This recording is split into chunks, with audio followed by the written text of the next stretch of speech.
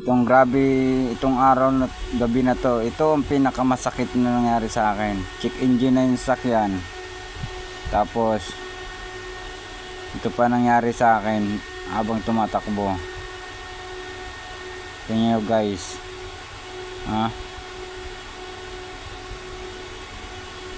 Bigla pa nabasag yung ilaw ko, yung headlight ko. Paano? Tinalian ko na lang. Ito pa nangyari guys, oh. Ang hirap makauwi mamaya.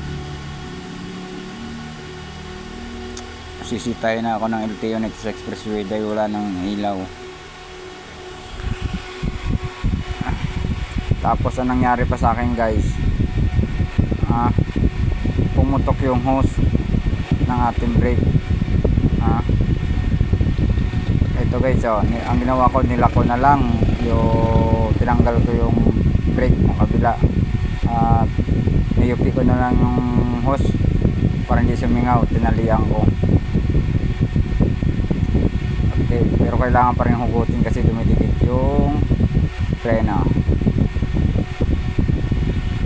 Pero mas may malala pa na nangyari sa akin guys. Ewan ko, ang dami nangyari sa akin. Ito pa yung pinakamasakit, yung matimbang tayo sa DPWH, natikitan tayo overload. Ayan guys, yung natikitan tayo overload. Ay, kanan lang sana.